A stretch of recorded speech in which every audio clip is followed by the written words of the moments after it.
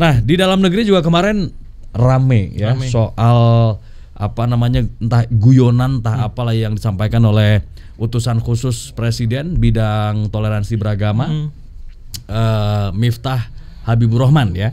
Ketika ada acara Magelang bersolawat. Kemudian itu gimana Om?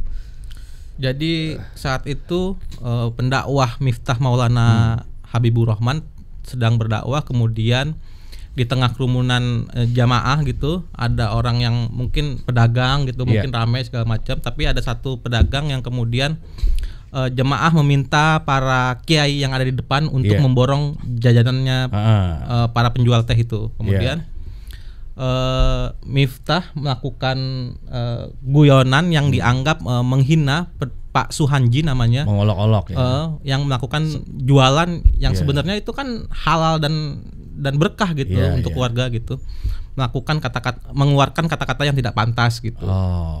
Dan langsung rame ya.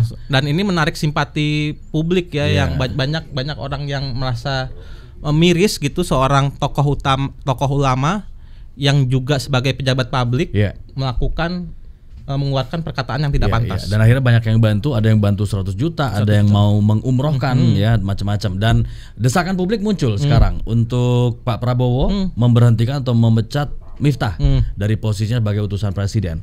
Ada yang mendesak juga supaya mundur dari jabatannya. Nah, ini seperti apa sih secara komunikasi politik? Kita akan ngobrol-ngobrol dengan pakar komunikasi politik Gun Gun Herianto. Kang Gun Gun, selamat pagi.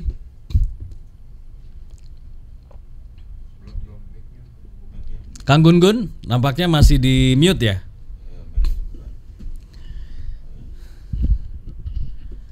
Kang, kedengeran nggak Kang suaranya? Suara Akang nih belum kedengeran dari studio. Masih di mute kayaknya Kang. Belum ya?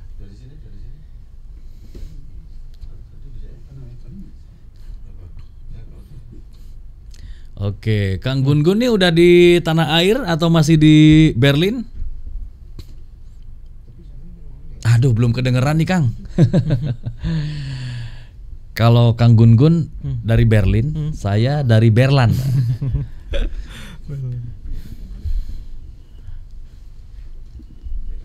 Matraman, Jakarta Timur.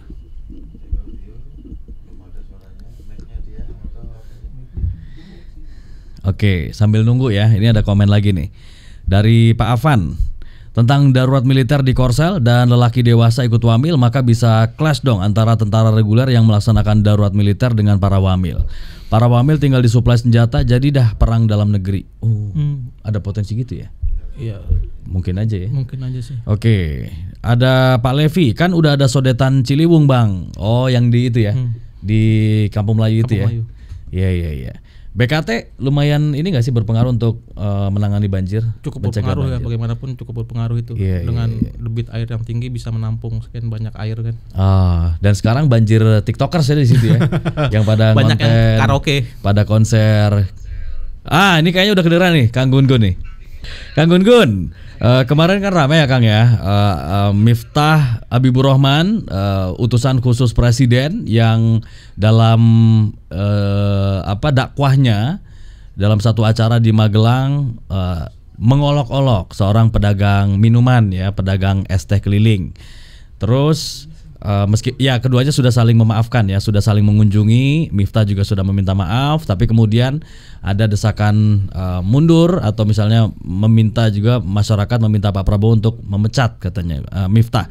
Nah kemarin juga Pak Hasan Nasbi sudah menyampaikan bahwa Pak Prabowo memberikan teguran kepada yang bersangkutan. Kemudian juga Mayor Teddy sebagai Menseknek juga sudah menegur katanya.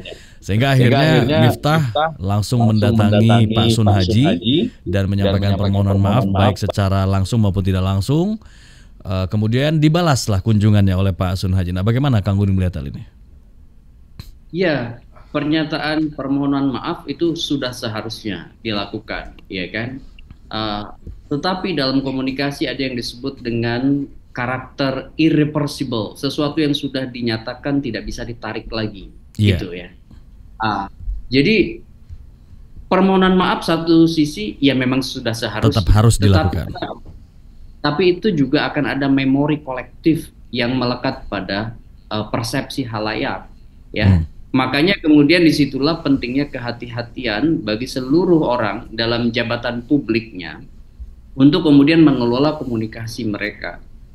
Jangan sampai kemudian justru dari hal-hal yang sebenarnya tidak terlalu penting itu justru menjadi backfire yang luar biasa. Kenapa? Karena ini menyangkut sesuatu yang mungkin menjadi common sense, menjadi pengetahuan umum bahwa orang itu harus saling menghargai apapun profesinya. Jadi ketika ada pernyataan verbal agresif yang sekalipun dalam posisi bercanda itu bisa melukai orang dengan posisi yang mungkin banyak dialami oleh masyarakat kita. Contoh misalnya pedagang kaki lima itu kan banyak sekali gitu, Bung Fadli. Ya, kemudian mungkin kalau merendahkan posisi salah satu presenter, seluruh presenter di Nusantara ini kan juga akan mengalami perasaan yang sama, atau wartawan ada semacam esprit de corps yang sama. Ya, para pedagang kaki lima ini kan jumlahnya juga banyak gitu, termasuk juga penjual asongan. Dan bukan hanya itu, apapun profesi, apapun yang kemudian sedang dilakukan oleh orang itu tidak bisa dihardik gitu ya dengan pernyataan-pernyataan verbal agresif, apalagi itu di muka umum dengan tingkat usia yang berbeda-beda, termasuk anak kecil yang hadir di pengajian gitu. Nah, ini kan memberi semacam contoh keadaban publik ya. Bagaimana seharusnya agamawan itu memberi semacam role model. Karena gini, dalam komunikasi itu ada namanya social learning behavior tuh ya. Perilaku yang dipelajari dari perilaku orang. Salah satu jenis yang seringkali diulang oleh perilaku orang lain itu adalah model teori yang kalau misalnya saya suka pada Bung Fadli, maka beberapa dari perilaku Bung Fadli mungkin saya akan ikutin gitu.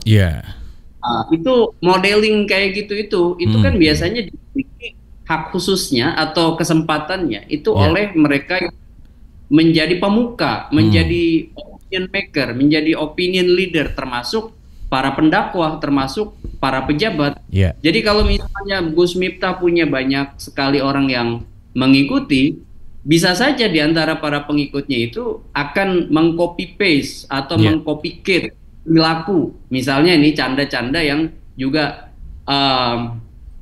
seksis misalnya, ya, atau misalnya canda-canda yang sifatnya mungkin juga dalam benak orang itu masuk kategori melecehkan orang lain begitu.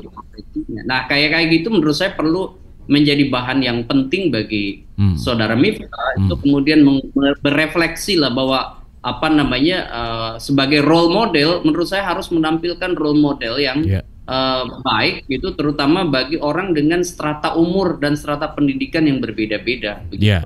Oke. Nah, karena ini melekat di ingatan, kemudian juga muncul petisi yang setidaknya sudah 2.000 lebih ya yang ikut menandatangani atau mendukung petisi ini supaya Miftah dicopot dari jabatannya sebagai utusan Presiden bidang toleransi agama. Perlukah yang bersangkutan mengundurkan diri atau Pak Prabowo misalnya memecat atau seperti apa, Kang? Ya, kalau bicara soal etik ya, ini kan sebenarnya etika itu harusnya jauh lebih luhur dibanding hukum itu sendiri. Jadi aspek kepatutan dalam negara demokrasi itu harus dijunjung lebih tinggi sehingga kemarin orang punya rasa malu. Ya, ketika misalnya rasa malu itu ada pada diri seseorang menjadi self censorship-nya, maka bagus kalau kemudian hal-hal yang seperti ini membuat orang tergugah untuk kalau saya kurang patut menjadi pejabat publik atau tidak patut, ya saya mengundurkan diri begitu, ya kan? Karena apa? Begini, dalam gaya komunikasi itu ada beberapa gaya yang kecenderungan akan punya daya ledak tertentu kalau tidak dikendalikan. Pertama itu orang dynamic style ya, Bung Fadli. Dynamic style itu orang yang kerap kali to the point, impromptu, kemudian meledak-ledak, Nah, orang-orang dynamic itu berpotensi punya masalah dalam komunikasi publik, terutama yang sifatnya official. Ya, kemudian yang kedua, orang equalitarian style, orang-orang yang gaya komunikasinya kecenderungan itu turun ke bawah, merangkul, hangat, ya seperti mungkin Pak Jokowi. Ada orang-orang bisa structuring style, orang yang pandai sekali berbicara, menyusun kalimat seperti mungkin Pak SBY, Pak Anies Baswedan gitu. Ini tipe-tipe orang dalam konteks gaya komunikasinya. Nah, kalau dynamic style seperti dimiliki oleh Saudara Miftah, itu memang akan baik kalau kemudian dia membawa pikiran, perasaan dirinya sebagai pribadi, gitu ya. Tetapi akan problematik ketika dia membawa yang disebut dengan institusi resmi. Dalam konteks ini adalah pemerintah. Makanya saya udah memberi catatan nih.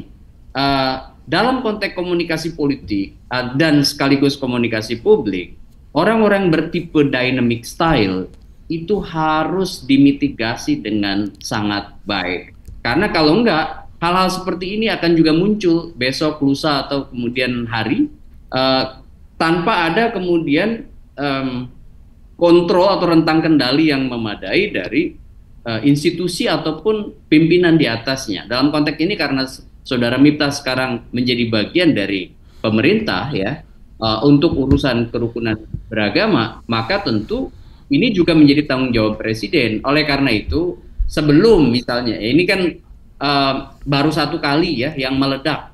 Nah, kalau misalnya ada baiknya Bung Fadli, ya hal seperti ini mungkin jadi refleksi juga bagi Miftah untuk kemudian, oke, kalau sulit mengendalikan diri ya kenapa tidak dia berada mungkin bisa menjadi orang dekat Presiden tetapi tidak dalam posisi resmi ya kan pemerintah gitu. Oke.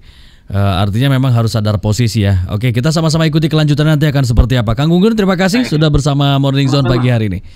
Sehat selalu ya Kang, selamat pagi. Ya, oke. Selamat pagi Bung Fadli, Bung Olan. Oke. Itu tadi pakar komunikasi politik Gun-Gun Herianto. Jadi memang ada beberapa tipe orang dynamic style katanya. Omalan termasuk dynamic atau kondenser? Itu mic ya. Tapi yang harus tadi dicatat yang menarik adalah memori kolektif tadi ya. Masyarakat tetap melekat. Akhirnya terus mengingat dan ini menjadi catatan ke depannya nanti bagaimana Miftah bertutur kata gitu. Iya. Dan kita akan ikuti ya selanjutnya akan seperti apa. Apakah Pak Prabowo akan memberhentikan atau Miftahnya sendiri akan mundur atau ya biasa aja gitu, nggak akan kejadian apa-apa, hanya menguap begitu aja udah. Karena satu hal juga yang mungkin kita perlu garis bawahi adalah keduanya sudah saling memaafkan. Ini juga penting ya. Miftah sudah mendatangi Pak Son Haji, Pak Son Haji juga sudah balik mengunjungi di pesantrennya, sehingga ini yang menjadi simbolis bahwa keduanya sudah saling memaafkan dan sudah berdamai. Mudah-mudahan ini clear ya permasalahannya, selesai ya, sampai di sini. Oke, dan kebersamaan kita juga sampai di sini ngomong-ngomong ya, gak terasa ternyata ya, ngobrol 1 jam kayak 60 menit rasanya. Oke, terima kasih untuk Bung Soleh yang tadi komentar juga Miftah dan pejabat mestinya lebih bisa menjaga lisan katanya. Ada Pak Berlin Sianturi, Miftah terlalu sombong dan angkuh, tidak cocok dijadikan panutan. Oke, ada juga Bung Tristan, blunder nih dari Miftah katanya. Ada juga yang setuju Miftah harus diganti, nggak pantas katanya kata-katanya dan perilakunya. Dari Ibu Ilona. Oke, terima kasih ya untuk semua occasional juga pendengar Trija. Terima kasih Om Alan sudah meramaikan Morning Zone di pagi hari ini. Ketemu lagi di kesempatan berikutnya ya. Sehat selalu ya Om Alan. Oke, baik. Sampai di sini kebersamaan kita di Morning Zone edisi Kamis 5 Desember 2024. Ketemu lagi besok di jam yang sama dan Anda bisa saksikan di web streaming okezone.com dan juga live YouTube di Okezone dan juga Trijaya FM. Saya Fali Sungkara, selamat pagi. Sampai jumpa.